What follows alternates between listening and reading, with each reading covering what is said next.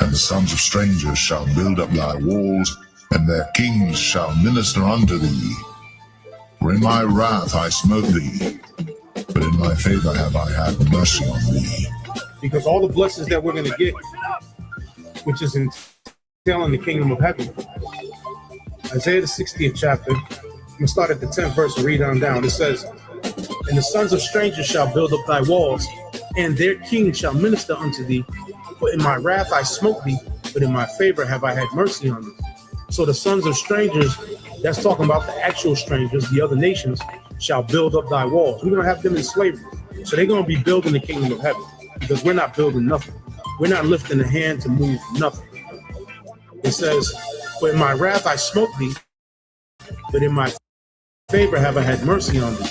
Therefore thy gates shall be open continually, they shall not be shut day nor night, that men may bring unto thee the forces of the Gentiles. That's talking about the actual Gentiles. We're going to take all of their substance, and that their kings may be brought. And the sons of strangers shall build up thy walls, and their kings shall minister unto thee. For in my wrath I smote thee, but in my favor have I had mercy on thee.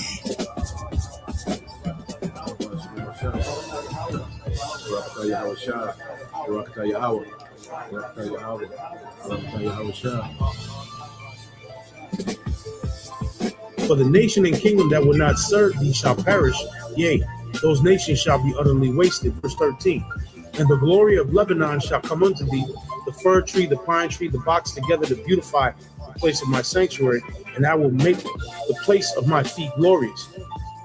So the land of Israel, the land of Jerusalem, is going to be made glorious. It's going to be made glorious once again. The kingdom is going to be built up. We had a taste of that during the time of Solomon's reign, which was for about 40 years. Verse 14. The sons also of them that afflicted thee shall come bending unto thee, and they that despise thee shall bow themselves down at the soles of thy feet. And they shall call thee the city of the Lord. The word Zion means monument, the monument of the Holy One of Israel. Whereas thou hast been forsaken and hated, so that no man went through thee, I will make thee an eternal excellency, a joy of many generations. Thou shalt also suck the milk of the Gentiles, and shalt suck the breasts of kings, meaning we're going to take all their substance. And thou shalt know that I am the Lord thy power, the Lord and thy Savior and thy Redeemer, the mighty one of Jacob. For brass I will bring thee gold, and for iron I will bring thee silver, and for wood brass, and for stones iron. And I will make thy officers peace, and thine exactors righteousness. Violence shall no more be heard in thy land, wasting nor destruction within thy borders, but thou shalt call thy walls salvation, and thy gates praise. The sun shall no more thy light by day, neither for brightness shall the moon give light unto thee, but the Lord shall be unto thee an everlasting light, and the power thy glory. The sun shall no more go down, meaning our kingdom is not going to go down. In other words, once we get back in power, we're going to be in power forever. The sun is never going to go down on our kingdom again. The sun is never going to set on our kingdom. We're going to always shine, and we're going to always be in that glory once we get into the kingdom of heaven. There's no more going back into slavery under the other nations. Esau's not going to rise back up and put us in captivity. Ham, Japheth, Ishmael, none of the other nations are going to rise up and take us down ever again. When we get on top this time, we're going to remain on top. Neither shall thy moon withdraw itself, for the Lord shall be thine everlasting light, and the days of thy mourning shall be ended. So no more mourning, no more crying, no more vexation of spirit, no more weeping, no more hopelessness because of the condition that we're in as Israelites right now. Verse 21, thy people also shall be all righteous, they shall inherit the land forever. The branch of my planting, the work of my hands, that I may be glorified. Verse 22, a little one shall become 1,000. This is in the kingdom. So what is this talking about? We're going to have sex. Again, like I said, The two-thirds that are going to pass in this destruction, the two-thirds are going to come back through the one-third that make it. The Lord said, two-thirds shall be cut off and die, and the third will I bring through the fire. It says, a little one shall become 1,000, and a small one a strong nation. I, the Lord, will hasten it in his time.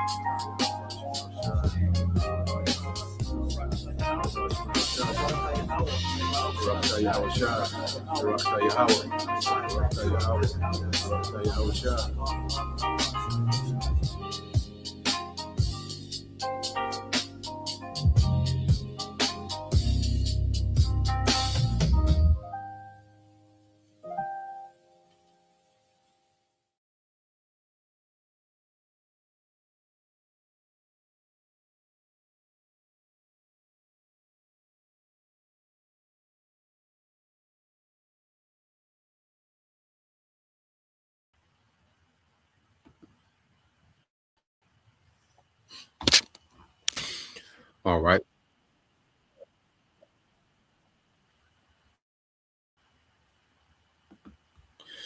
All right. Shalom. First and foremost, I would like to give all praise and glory unto Yahweh Bahashim, Yahweh Shah Bahashim Rakapadash, and double honors unto the apostles and the elders of GMS who rule well, teach well, being great examples towards young brothers, and peace and blessings and salutations to the hopeful elect out there pushing his word in truth and in sincerity across the four winds in the name of Yahweh Bashim Shai, pushing to get up out of here. Shalom to the hopeful elect, the believers, the listeners who have came back to the obedience of the scriptures through faith in Yahweh Bashim Shai. All right. And getting into it this morning, dealing with morning news and prophecy. All right. And the war saga, continues, just continue, to stay on the tail, on the trail, of this narrative, dealing with, these small hats, America, Iran, Russia, all the major players according to prophecy, man. Okay. And this is why, we keep track of these things because these are all major players and key players when it comes to prophecy. Okay. Because according to prophecy, this is where, all right, the powder keg is going to explode. That's going to lead into this third world war, and it's going to go nuclear. Okay, America going to become a desert. Yahweh Shah is going to return. Okay, now with that being said, we have to understand, everything is in the Lord's timing. Okay, because we see things get intense. We see a lot of rumors. Matter of fact, which we always go into it. Okay, we always get into this precept, but it's speaking. you know, because we don't, we want to hear something new. All right, I'm quite sure Genesis is cooking something fresh out this pot. All right, if you want to hear something new, all right, I'm gonna tell them what them niggas, you know, and men like them, okay, which allow us to say anything, but we deal with what's happening, okay, as these prophecies, speak real time. We go into the scriptures concerning, all right, for the times that we're in, okay, not to be seen or be cute.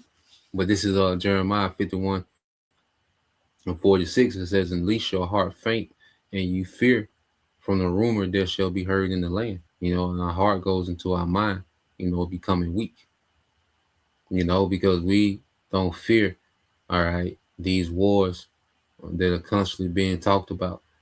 Okay, there's a lot of people, they have a mindset of, and they just hope that there's not a World War III. They hope, that America and Russia don't get into it, America and Iran or whatever, America, China.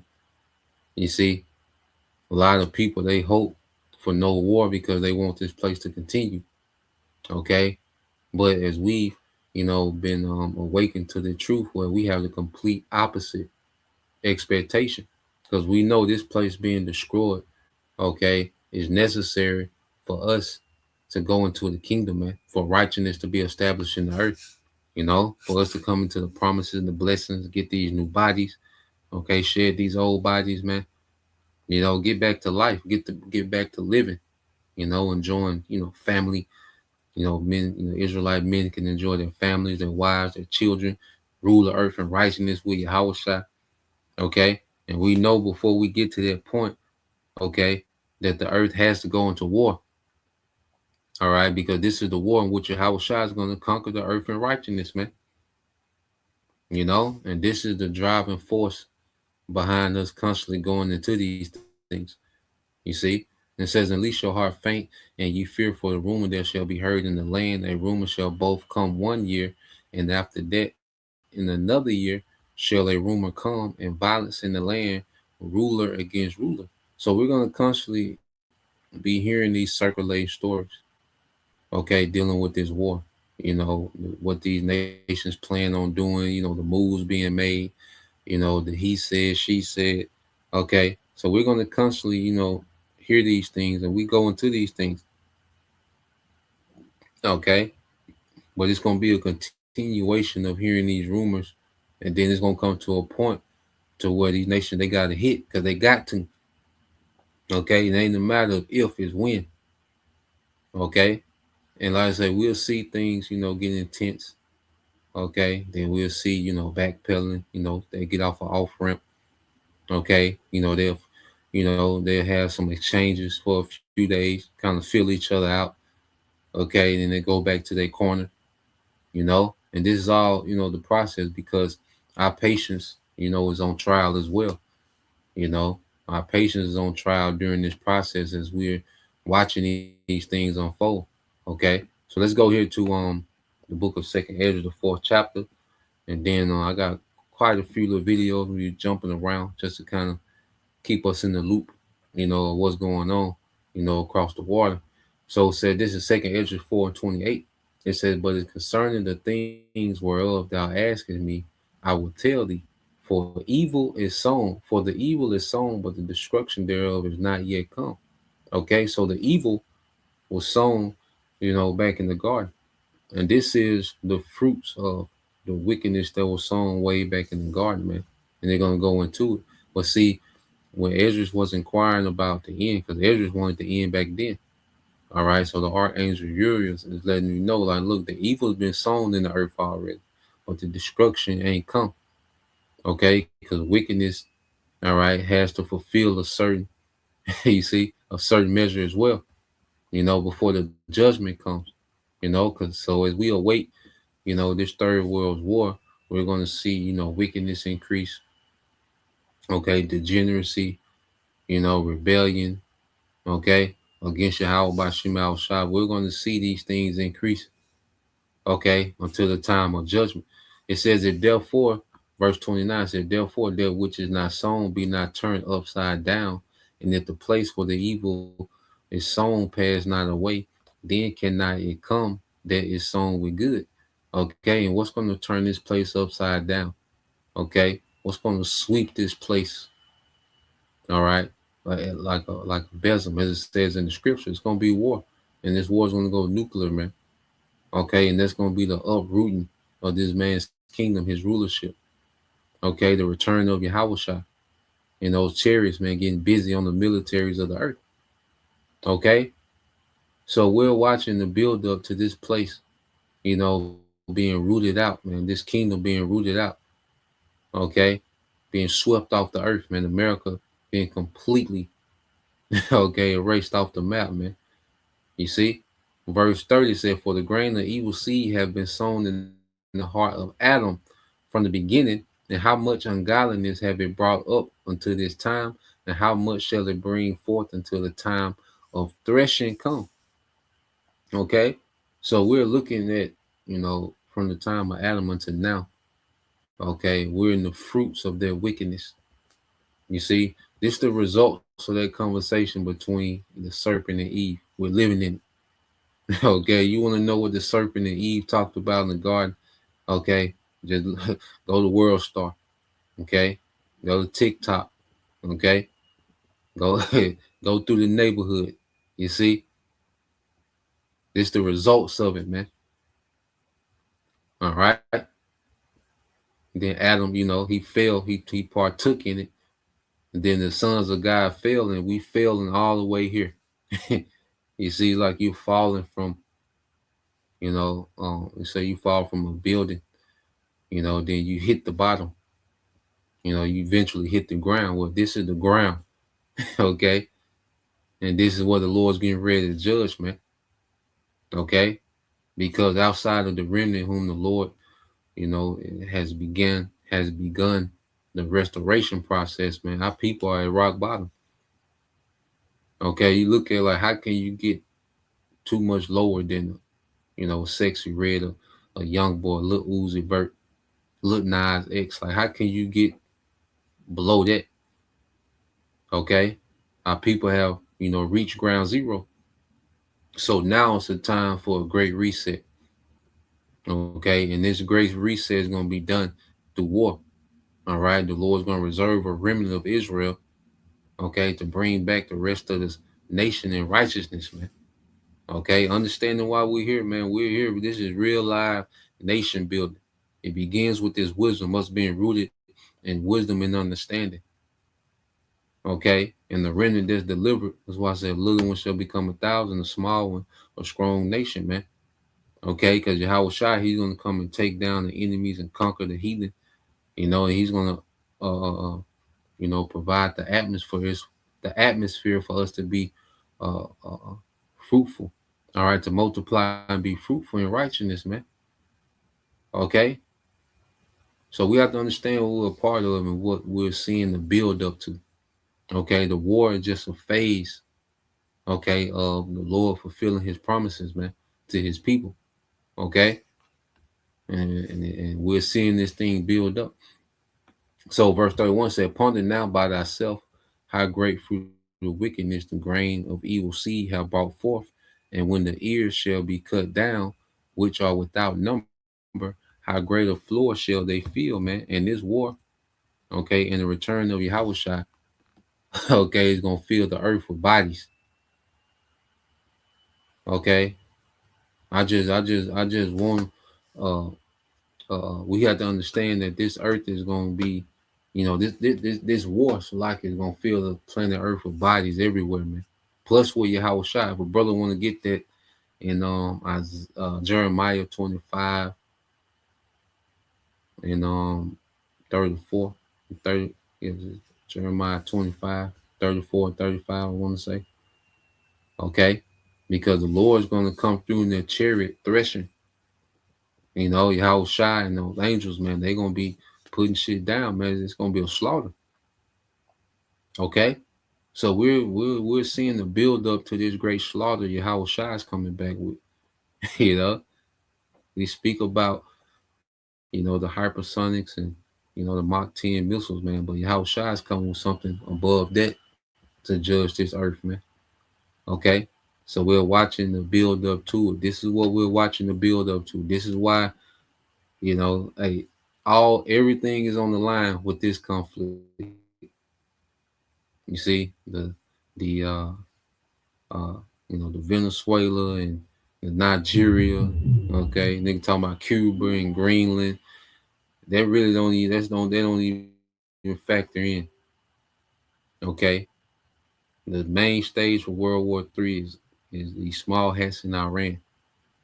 Okay, when they lock up, okay, when they really lock up, you know, this is what it's going to lead to. It's going to lead all the way. It's going to be a chain of events that's going to lead to Yahushua. Okay. So, like I say, well, brother could then Jeremiah 25 and 34. Okay.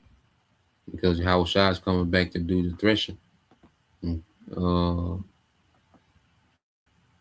because the Heavenly Father has a depopulation agenda. Okay. It's a lot of spirits that's finna get out of here. You know. It's 33, so like you have a brother post that Jeremiah 25 and 33. Okay.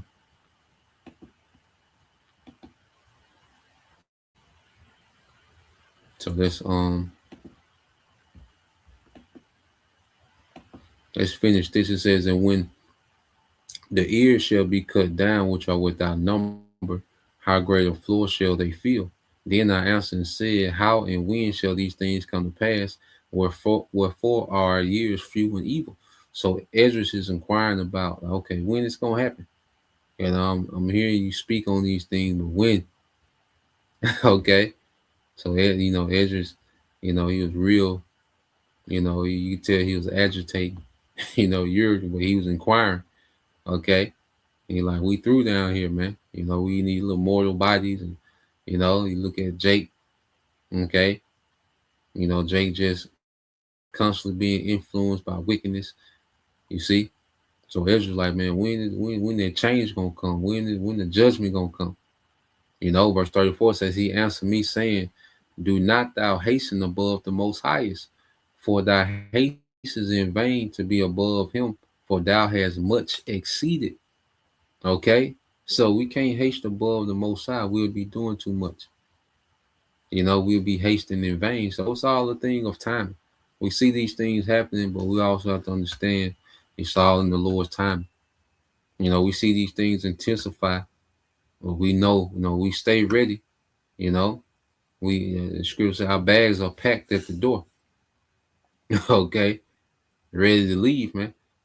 Okay, make you ready to the battle. Be ye even as pilgrims upon the earth. So our bags are packed at the door. Okay, that's the mindset we in. But then we have to understand, it's a thing of patience, the Lord's timing, because everybody's patience is on trial as well. Okay, because I know brothers remember what about 6 years ago, when Trump assassinated General Soleimani, okay, the Iranian general, which he was a hero in that whole region. I think like 10 million people came to the funeral. So he was beloved over there, man. And we thought then it was finna go down. You see, we thought we was out of here, man. We had no idea about 2026, man. When he did that in 2020, we thought for sure this thing was finna kick off. Okay. But as we follow these things and, through time we get experience, as we're becoming, mature in the spirit, we understand that it's all the Lord's time, you know. So um I'm gonna jump down to verse 37. This the point. It says, by measure have he measured the times, and by number have he numbered the times, and he doth not move nor stir them until the said measures be fulfilled, man. You know, so everything has to be fulfilled in its own measure. Okay, the MOTB, Jacob's trouble, and then the war, then Yahweh shot. Okay, so everything has to be fulfilled in this measure. He's not going to move anything too early. You know, it's all in the point in time. It's already set up. Okay, so let's go here. I got uh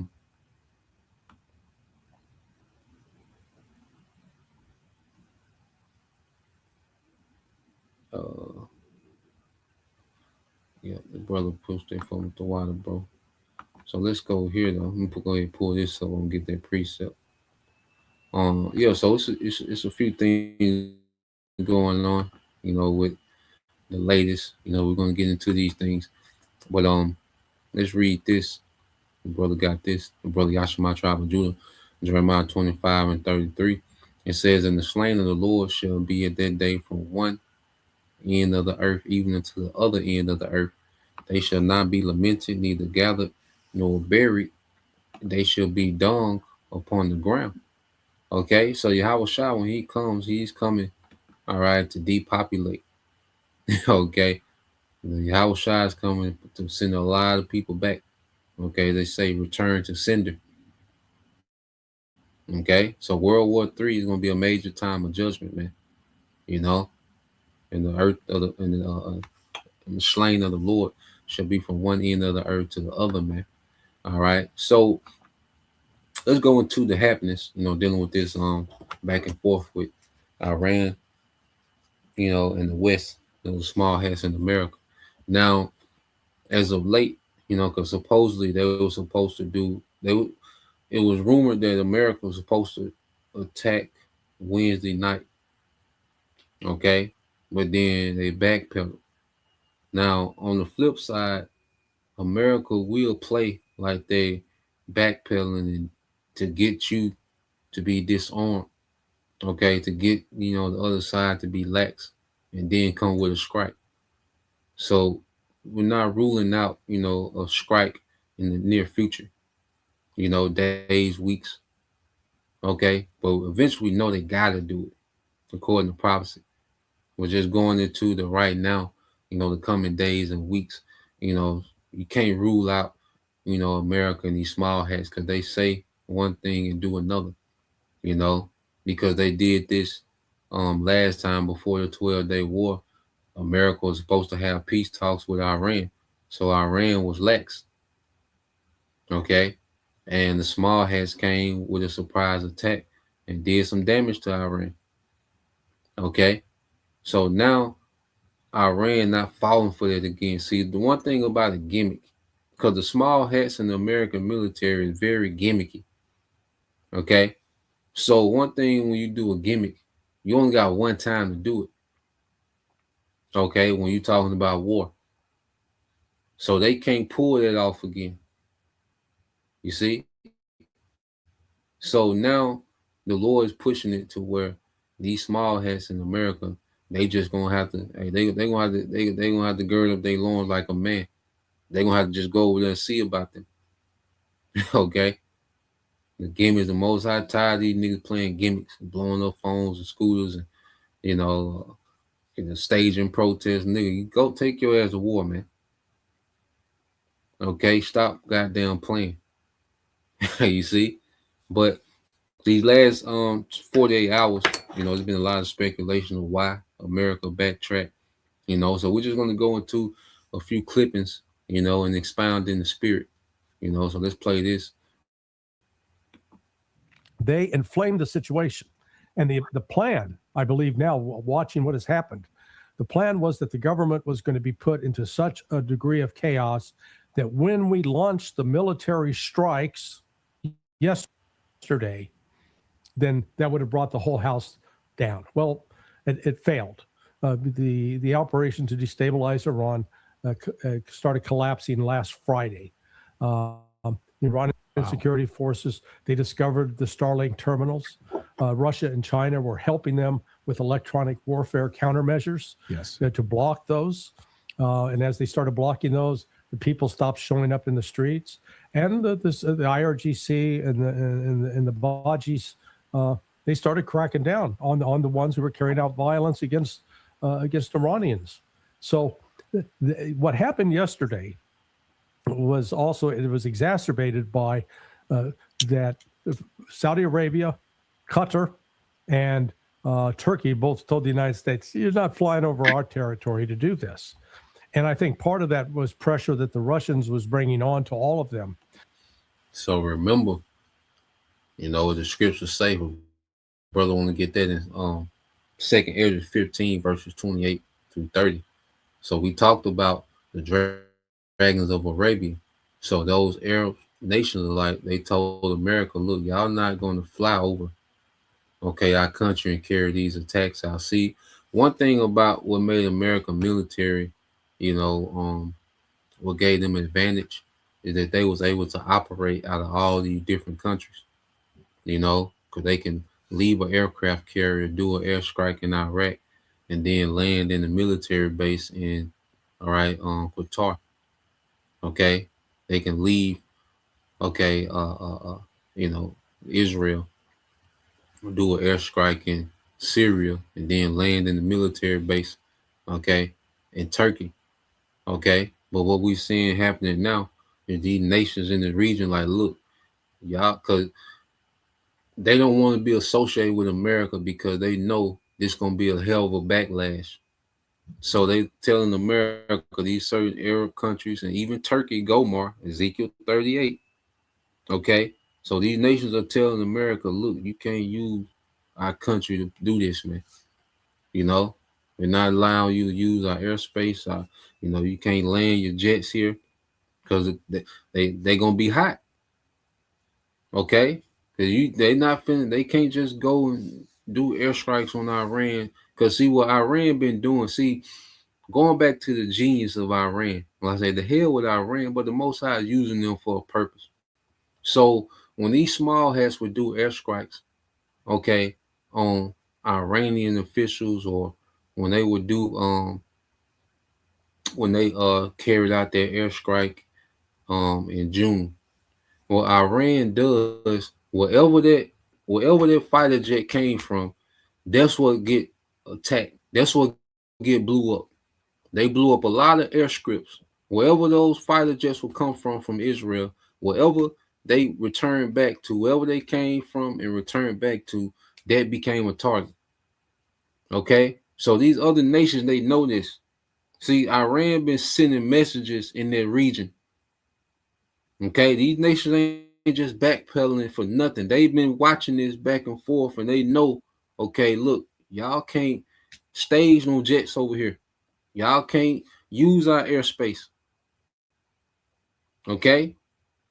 Because Iran gonna fill that airspace with missiles. So they're like, look, y'all can't do that.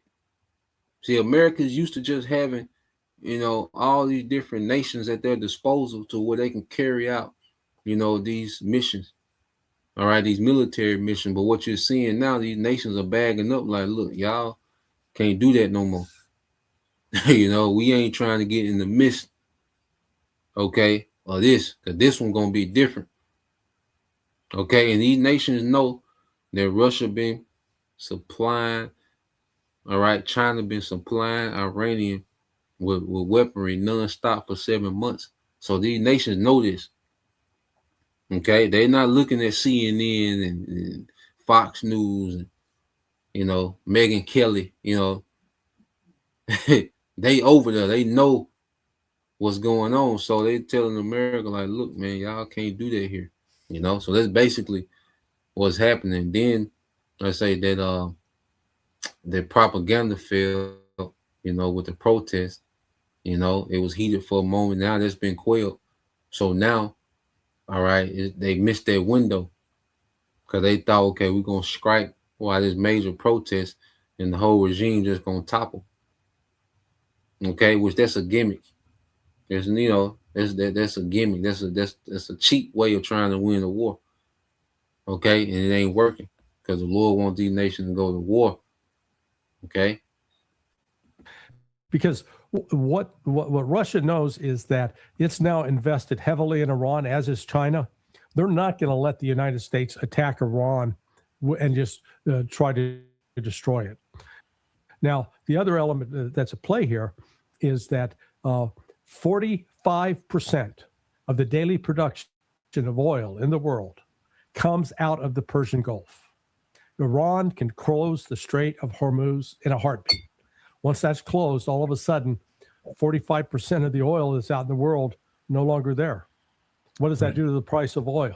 It sends it into into space.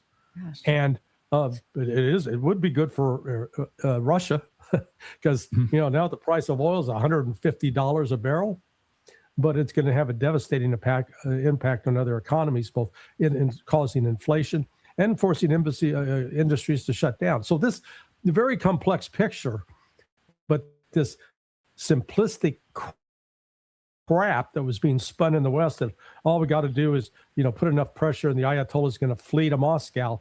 Nonsense.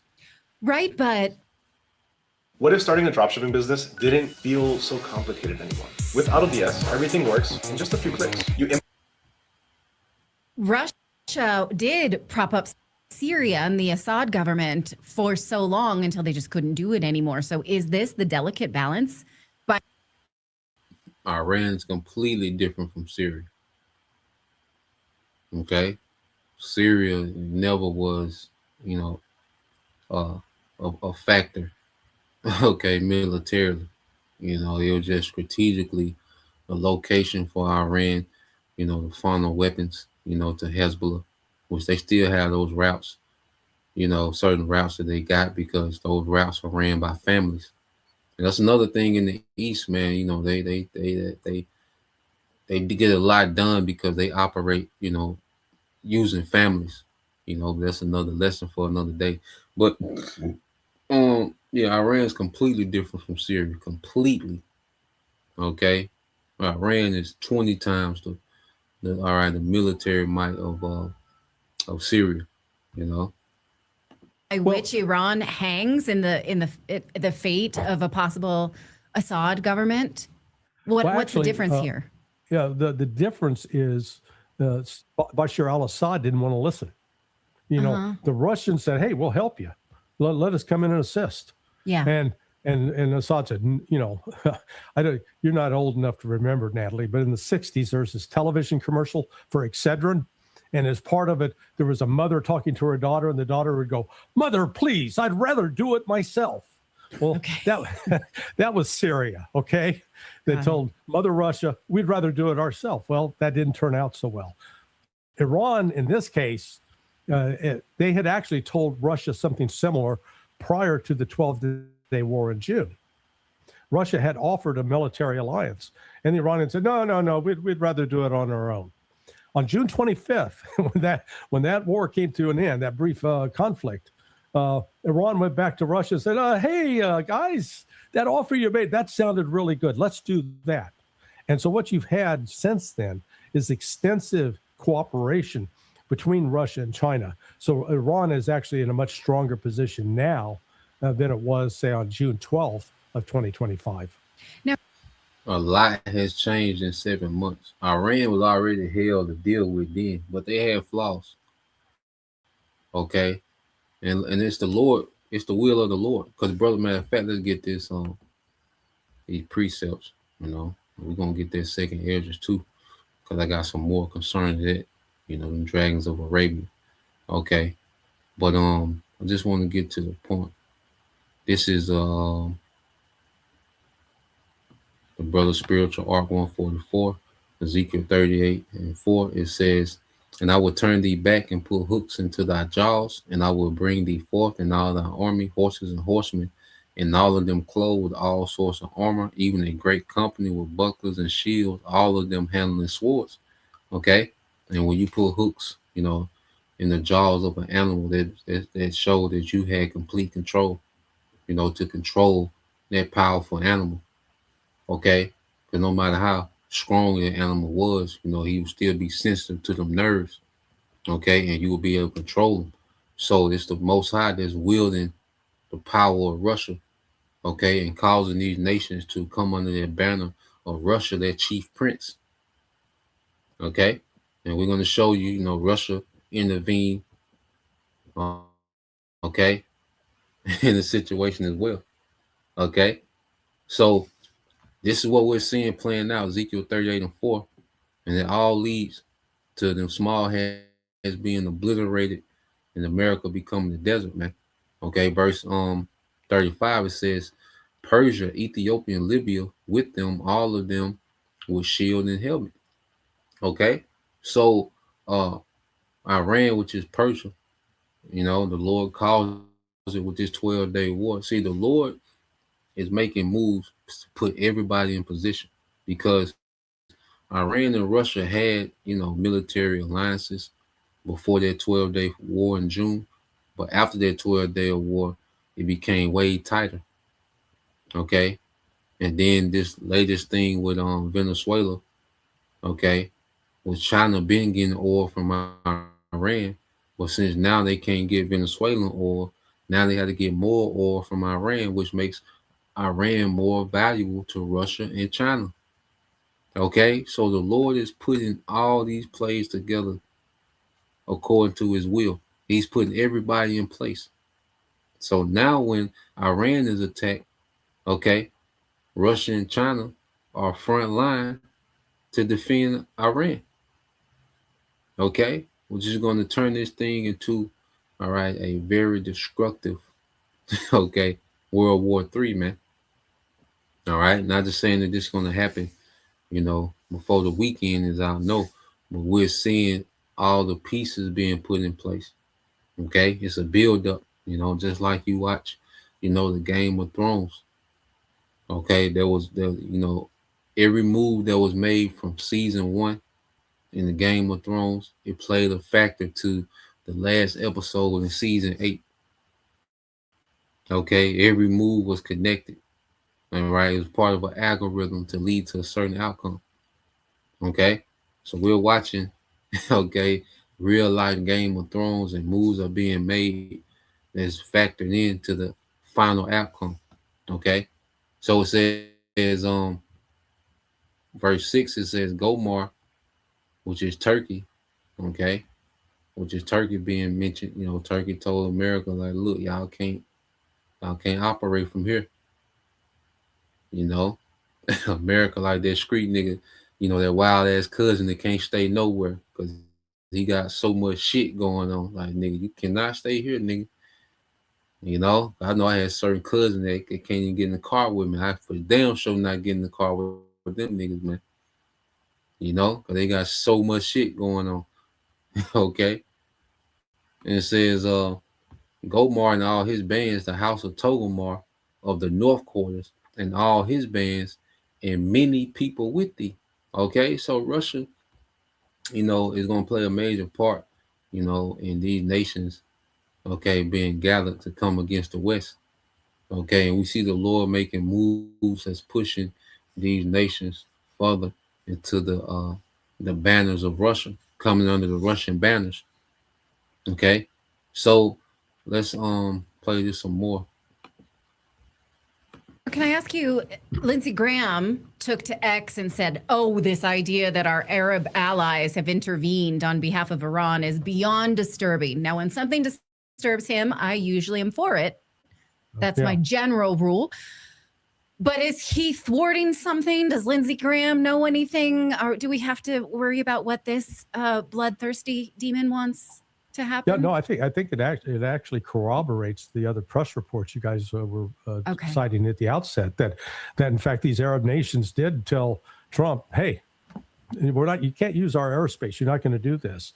One of the things that both China and Russia have brokered in the course of the last 2 years was a new alliance between Iran and Saudi Arabia. Previously, the Saudis were being used by the United States as a means to attack Iran, and the proxy war was being fought out in Yemen. But thanks to the intervention of Moscow and Beijing, you now have Iran. The defense minister from Iran has visited Saudi Arabia, vice versa. President Pezeshkian has met with MBS, Mohammed bin Salman. So they recognize they are not enemies. You see that? So Russia, being the chief prince, okay, is using diplomacy to, create relations between the Saudis and Iran, which is going to play a part, okay, as the brother got, the beloved brother Azariah, Shalom, bro, Yabashim al-Shabrakatah, Shalom, Yabashim al-Shabrakatah, to all you brothers, adding to the live stream. So this is the brother Azariah, G, must in the truth, Orlando, 2nd Ezra 15-28. It says, behold, in horrible vision and the appearance thereof from the east. Okay, verse 29, it says, where the nations of the dragons of Arabia shall come out with many chariots. You see, and the Saudis, they're the biggest. They buy the most weaponry and arms from the West. Okay, fighter jets and particular things. Okay, so the West is financing its own destruction. They're providing the means for their own destruction, man. Because their terrible vision gonna be a terrible vision to the West. You small hats, okay, and American forces in their region, okay. Because when the Saudis flip, that's gonna be a major loss. When Turkey and Saudi flip on the West, that's gonna be devastating strategically for this regional war. It's gonna be devastating, man. Okay. And it says, well, the nations of the dragons of Arabia shall come out with many chariots, and the multitude of them shall be carried as the wind upon the earth, and they which hear them, may fear, okay, and tremble. You see? Because the West gonna be finished, man, when the Saudis flip, and link up with, Iran and Russia. Okay. Verse 30 says, also the Carmanians raging in wrath shall go forth as the wild boars of the wood, and with great power shall they come and join battle with them, and shall waste a portion of the land, okay, of the Assyrians, man. All right, which is America. All right, American military, because I say these American military bases is an extension of America. Okay, and it's common knowledge that if America get out of pocket, those military bases are green light. All right, they're gonna be green lit. Okay, so let's continue on. But you see all the moves being made. You know, you see the Lord putting this thing together just as the prophecy say. You know, because you look at these things and you be like, damn, I wonder how Saudi and you know, because it be tension. You know, because Iran they Shiite. You know, Muslims and Sunni and Saudis are Sunni Muslims, so you got their little rift. Okay, but it's the will of the Lord, so it don't matter. Okay, you could be a Buddhist and a Christian, it don't matter. Okay, at the end of the day, He is. You know that explains everything. Whenever we get into a blank spot, hey, He is. Get fill in the blank where He is, and the Lord always is going to make His will come to pass. Even when we can't, see it. It's that faith that the Lord always make His will come to pass, man. So we're hearing more about Turkey and Saudi, all right, the dragons of Arabia being more Iran friendly. Okay, so let's play a little more. As they were in the past. So, and the Saudis also, I think, are looking at it very practically. They are the largest producer in the world. They do like 10.4 million barrels of oil per day. Russia does 10.3 million barrels of oil per day. And if the Strait of Hormuz is closed,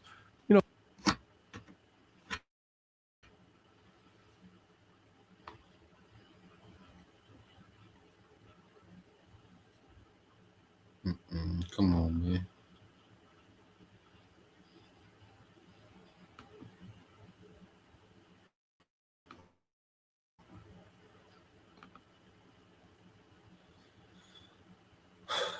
Come on, man. Hold on, let me see.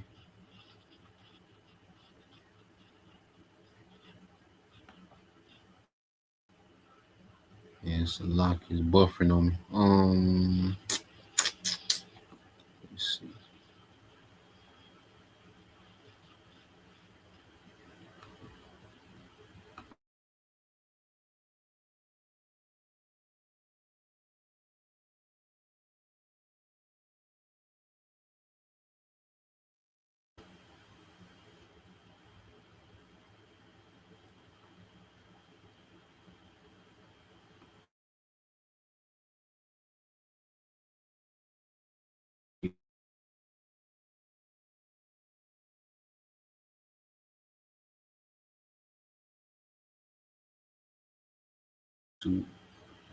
What if you can create your own website by saying, this is what I want? With Wix, you can. Appreciate it. Oh my God. they've made it clear. We'll close those straits in a heartbeat. From an intelligence perspective, what are you hearing that Israel would do next? Because we heard reports today, who knows if there's any truth to this being tied to some sort of a nuclear test at Dimona inside of Israel. We all pretend that Israel doesn't have a nuclear arsenal because Dimona is what they told JFK was a textile factory. Yeah. So there's reports of an earthquake from possible nuclear testing. I don't know if this is saber rattling on Israel's part. I don't know. But what are you hearing from an intelligence perspective that Israel would do next? I mean, if the United States and Israel cannot stop hypersonic missiles coming into Israel, and Russia is saying, don't even think about it, are we at a stalemate here? No, because I think we're ultimately still going to attack. We are so gaslit in the West about Iran. I was on, and I'll tell you off air who it was, but I was in a conference call on Tuesday with a retired U.S. general, very respected, well-respected, knowledgeable guy. And he started describing why we needed to, why Iran had to be taken out, because it's killed thousands of Americans. So I started doing the research. The Iranian government, since 1979, the Iranian government is not identified as having killed one American. The Iranian government. Now, Iranian proxies, Hamas, Hezbollah, they have killed, in terms of civilians, wait for it, the total number of civilians killed by these Iranian proxies, 100, less than 100. The number of soldiers, U.S. soldiers killed by proxies in Iraq in particular, is 1,000, less than 1,000. So what we're looking at total from Iranian terrorism over the years, less than 2,000 actual American fatalities. Now look at it from the Iranian standpoint. It was the U.S. that went to Saddam Hussein and said, hey, buddy, we'll provide you with all those precursor chemicals you need to make mustard gas. He did, and he killed at least 500,000 Iranians. So when you're weighing the total in terms of who's been killing more of the other side, it is the United States that's got the most blood on its hands, not Iran. And yet, we persist with this lie that Iran is a terrorist state. I challenge anybody, show me the numbers. I'm born and raised in Missouri. Show me state. Show me the actual numbers. Because in terms of attacks on Americans, what Iran has done, what those groups that they've supported, they've attacked military targets. And look, I'm not saying that I've supported their attack on the Marines like at the Marine barrack in Lebanon. But when you're wearing a uniform and you get to carry guns, that's called war. And even if it's an unconventional warfare, you're still a legitimate target. It's not like carrying a bomb into a pizza restaurant and blowing up a bunch of civilians. Absolutely. So yeah, and it shows you how, Western media, they can just make a villain out of nothing, as he actually, Larry Johnson went into the numbers, okay? And it shows you that the death toll from the American government, and they was killing a lot of Iranian civilians, in their war with Iraq, which America sponsored Iraq to go to war with Iran, okay? And see, America acts like no one has any reason, okay, to be against them. Like, it's just this hatred that comes because these people are, jealous of America's technology, and, they're just envious of, America, and, they just want to be, so it's like, nah, man, just in there, because they push this narrative is that these nations just hate America because America is so great, it's so high tech, it's so advanced, it's so this and so that. So that's where the hatred come from. And they just want to bring America down. Nah, man, America's been a complete goddamn demon to all these nations in the earth, man. A complete bully, destroying these people's economy, okay, funding wars against these nations, man, okay, causing civil unrest, okay. These devils, man, have done a lot, man. And then when these nations react one time, all of a sudden, Western media turns them into a villain. Okay, and the hell with, I say Iran, Russia, but then you got, hey, the truth is true. These nations in the East, they fight with honor, man. They fight soldier on soldier. Now you're gonna always have civilian casualties in war, okay, but they're not targeting civilians, okay. Hezbollah, Iran, Russia, they're not targeting civilians. They target, all right, military infrastructure and military personnel. Okay? But the small hats in America, they target civilians. They target civilians. They pummel civilians, man. Okay? They fight with absolutely no honor or no integrity, man. You see? And this is why we're finna see the Lord is finna allow these nations, okay, to mop the floor with America military, man. And you small hats. The small hats don't even factor. The only reason the small hats are so goddamn brave because they know they got America with them. If America stopped bagging the small hats military wouldn't exist Okay, them nations eradicate the whole IDF. Okay, Hezbollah in 2006. Okay, fought the IDF to a standstill. Okay, the IDF ain't nowhere near as tough as they be putting on. They just got them nukes and they got American backing. Okay, but if you took American backing from them small hats, they wouldn't survive out there. Okay, and the Lord set it up like that for prophecy to be fulfilled, where America would have to constantly, be a guard to them small hats. Which that's a trap. Okay, because the small hats gonna get America into this war, and it's gonna go bad. All right, so let's go from there. I got a couple more. So let's show you this guy here. Because that's why I say you never know, these devils might, still put a move. Okay, dealing with a strike. Okay, because you got this happening. So this is devil Netanyahu. Let's see what this nigga here. All right, because he's the instigator of all this shit that we see happening. Okay. Hello and welcome. You're watching NewsX and I'm Megha Sharma. Let's take a look at this big breaking development. The Israeli Prime Minister Benjamin Netanyahu's aircraft, Wing of Zion, has taken off from Israel. Israel's official state aircraft, known as the Wing of Zion, has departed Nevatim Air Force Base.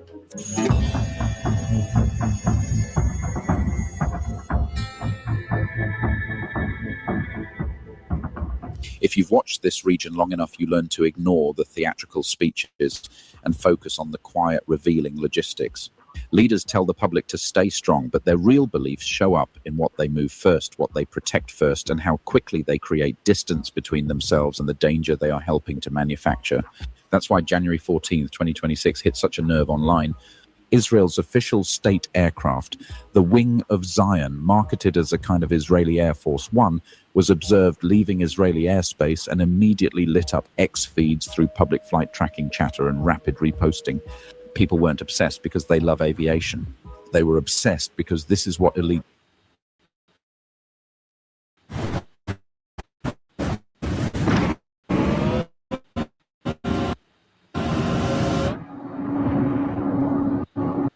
when they sense the consequences of their own escalation might finally come home. And let's be honest about what makes this so infuriating. War criminal Benjamin Netanyahu has spent years cultivating a political brand built on permanent confrontation, an endless cycle where threat inflation justifies more militarism, more regional pressure, more preemptive logic, and more suffering that civilians inevitably absorb.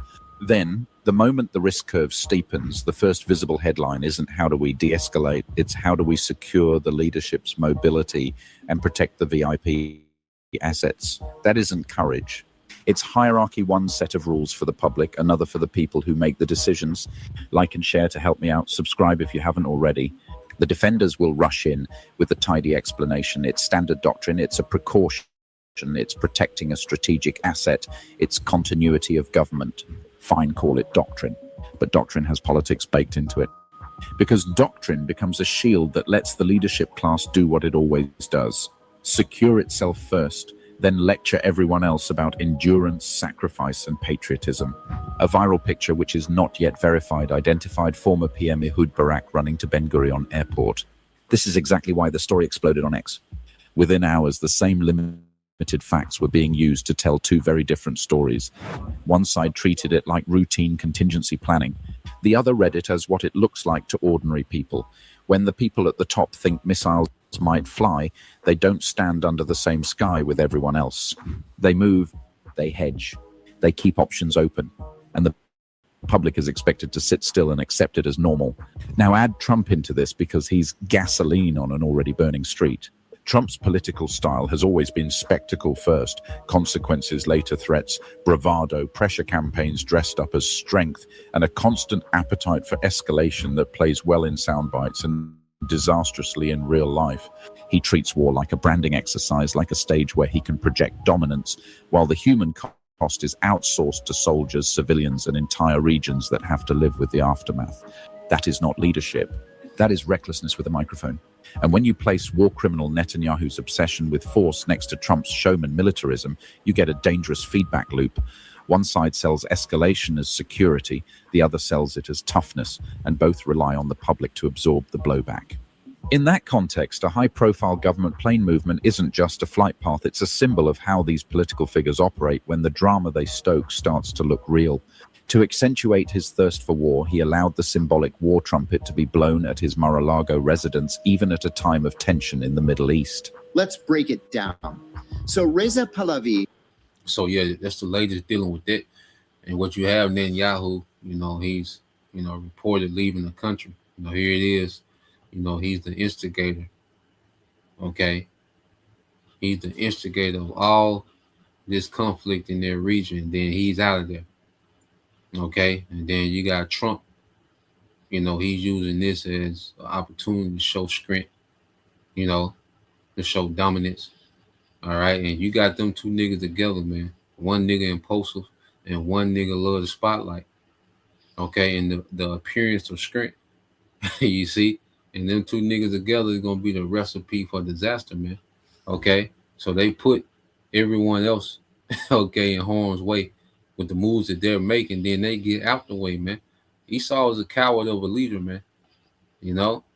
And what he's understanding now is he's seeing that these Gulf states are bagging away from, okay, these small hats in America. And then what's happening, Russia is getting more vocal, okay, when it comes to Iran. Okay, so let's go here. Just dealing with the latest. All right, dealing with Russia say so in the matter. The war drums are beating across the Middle East, and Moscow is now on the front line of diplomacy. In a high-stakes power move, Russian President Vladimir Putin has spoken directly to Iran's President Masoud Pezeshkian as tensions threaten to spiral into a full-scale regional war. The Kremlin says the message was clear: de-escalation before the region explodes. But this was no isolated call. Just hours earlier, Putin was on the phone with Israeli Prime Minister Benjamin Netanyahu, placing Russia at the center of a dangerous geopolitical triangle: Israel, Iran, and the wider Middle East. According to the Kremlin, Putin laid out Russia's firm position: political and diplomatic solutions must replace missiles, airstrikes, and retaliation. Moscow is pushing hard for dialogue, stability, and security, even as the region teeters on the edge. This is crisis diplomacy under extreme pressure. With Washington watching, Tehran on edge, and Israel on high alert, Putin is positioning Russia as a mediator, a power broker, at a moment when one wrong move could ignite a regional inferno. Yeah, man. So Russia, all right, Putin reached out, to Iran, and then he reached out to the small hats, man. And it said, the Kremlin said he let the small hats firmly know where he stand. Okay. So we just, going into these things, and it makes sense, with this backpedaling. Okay. So Russia called, BB, Putin called BB, and told that nigga where he stand. Okay. So I don't know what they thought before, him and Trump playing this you see this attack. Okay. They were trying to ride the wave on, they was power tripping and trying to ride the hype, the whole Venezuela thing. Okay. But nah, man, Putin reached out to that nigga, man. Don't tell him what Putin told BB. Because at one time, Putin wasn't answering that nigga calls, nigga BB. Okay. When Russia was, when things were tense between Russia and those small hats, because Russia gonna play a part directly in busting up them small hats too, man. Okay, because Ezekiel 38 leads Russia and those armies to the doorsteps of the state of Israel. You go down into that chapter. Okay, so let's go from there. So I'm just piecing some things together. I think it's one more video. let me see what I got. Okay, two more. Let's go. All right, let's go here. Because like I said, they the of um the narrative of the protests and the regime change. Okay, it lost steam. When they shut down the Starlink. Okay, that lost steam, that narrative. Okay, so this guy here, it's a quick video, but he's gonna sum up, okay, the failure of that attempted, regime change through civil unrest. You know. Ismail Aryan. He's the director of the Center for Islam and Global Affairs at Istanbul Sibhat Zaim University. He's here with us in the studio. Welcome again, Sammy. So we heard from our correspondent there saying Trump's tone has changed, but the Iranian government and the people of the country are still on high alert. And one would think that, as he said, just 6 months ago, there was the 12-day war. The people certainly have something to be concerned about, despite some people actually calling for foreign intervention. Correct. But the main reason Trump backed off is because his plan backfired. He thought that he can actually have a regime change. I mean, that is the aim of Netanyahu and Trump right now. They had this aim back in June last year through a decapitation campaign that failed. This time around, they're trying to manipulate the currency, and that started on December 28th, was going to be followed by putting tariff about 25% in order to actually collapse the Iranian economy. But more importantly, they were trying to have agitators, thousands of them. They were provided with Starlink terminals, and the Iranians were able to find our way to actually capture most of these people and to confiscate almost 90% of these terminals. So the whole thing faded away. That would have been the reason why he would have interfered militarily. Donald Trump wants to change the regime on the cheap by not actually involving American troops, like how they did it in Iraq and Afghanistan, and they failed miserably. So he's trying to follow the Israeli lead of trying to do a regime change through these kind of tactics, but all of them have failed. Yeah, so they going America and the small hats trying to go the cheap way. They were trying to avoid having to put boots on the ground. In their mind, if they can do a quick regime change and put a pro-American puppet, okay, pro-Western puppet into office, then they wouldn't have to put boots on the ground. No, you're gonna have to go over there. Okay, you're gonna have to go see about them. And the Lord making it to where ain't no other option, man. Okay, it's only so much the devil gonna be able to dance around what he got to do. Okay, and he gonna have to show the world. He gonna have to really go show the world how tough he is. Okay, these small hats in the American military, they gonna have to go show. Okay, now also too, what could happen, and they could get desperate sometime down the line and just do, a preemptive, strike, where they can use tactical nukes. Okay, and they can rock Iran because Iran capable of being rocked, but then that's not the end of it. You still got to deal with Russia and China, India, Pakistan. Okay, all these nuclear nations that back Iran. Okay, so Iran is not the beginning of the end. It's just a piece of the prophecy. They're just a piece, a chess piece on the board of the Most High. Okay, but we know that what they say, the Iran is going to come with great strength, like a wild boar. They're going to be hard to deal with. Okay, so even then, Iran still got to fulfill their role of being that wild boar and coming forth with great strength. You see, so all these little gimmicks, they're going to continue to fail. Okay, because now the Lord wants an all-out war between these nations. Okay, he doesn't want these gimmicks and regime changes and all this plan that Esau doing. All right, that nigga gonna have to really go to war.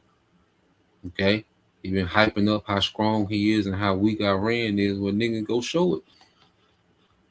Nigga, go show it. So let's go here. I got one more quick little clip. We get ready to close out. But this from this Iranian general. Okay. Well, this from his I think he's a yeah. So let's play this. They're gonna translate in English what he's saying. We strongly advise you to retreat immediately. Do not advance a single step beyond this point. If we really get going, we won't have any discussion about ceasefires and such. Now listen what he said at the door. Because he referring back to that 12-day war. Okay. So he said, look, if we get going this time, don't talk about no ceasefire. You see? So he telling, Trump and BB, look, once we get going this time, don't have them folk call us about no ceasefire, man. You see? See, this is gonna be different. Okay. Let it play that again. So he come out the door. Because see the Lord got it to where they tired of playing with the West, man. These goddamn kids. Okay? These goddamn kids in the West, man. If a brother can put that Walter D. Land when our prince is a child.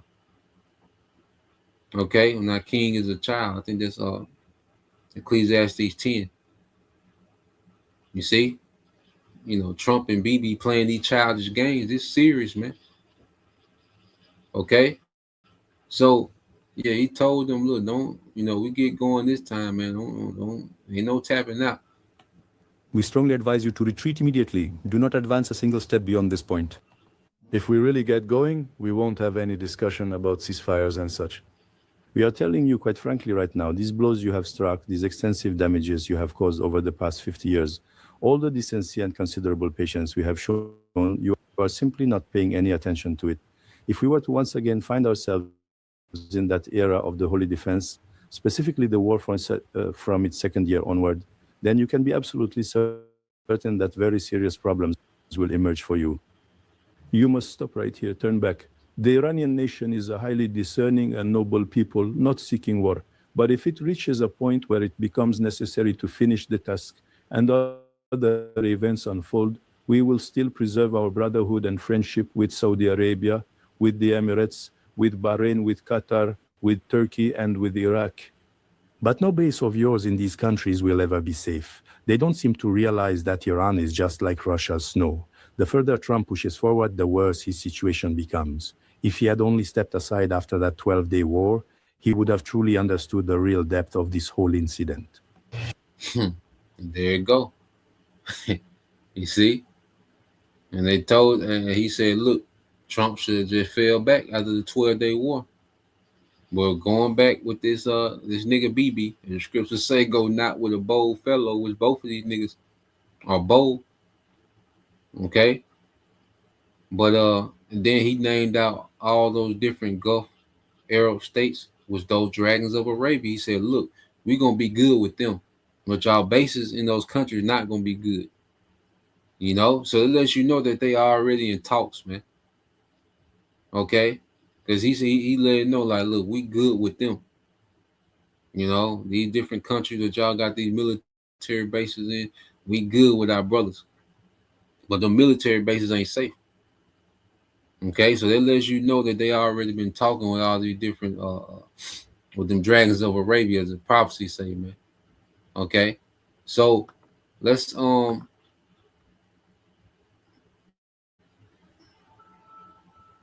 yep, let's go here. We can end it here, man. This is the book of Ecclesiastes 10-16. Remnant loyal to Yahweh. It says, "Woe to thee, O land." And see, and there's literal. Okay, when thy king is a child. Okay, so you look at the rulers of the West. You look at these niggas in the West, man. They move like children, man. Look how Trump talks and explains things in his interview and press conference, man. Okay, it's like the mind of a child. Okay, it said and thy princes eat in the morning. Okay, it's just some greedy niggas, man. They exist to indulge. Okay, they're not fit for rulership, man. They don't understand the responsibility that comes with rulership. Okay, so what we're seeing is a child that's finna get America nuked, man. Woe to the old land. And in this context, the land of America, man, because this child nigga, okay, that just out here wilding, this nigga BB that just out here wilding, okay, with this pump of being untouchable. All this is finna get America nuked, man. Woe to the old land. Okay, when these niggas get through playing all these games and gimmicks, okay, woe to the destruction to the old land of America, man. Okay, so I leave it there. It's always more to get into, but we're gonna continue to see. So these devils, they might fall back, and it might be from months from now before they make a move. Might be some weeks, we don't know. All right, they might take that off. They might fully get off their off ramp. Okay, because when we listen to Trump, that nigga got his signal light on.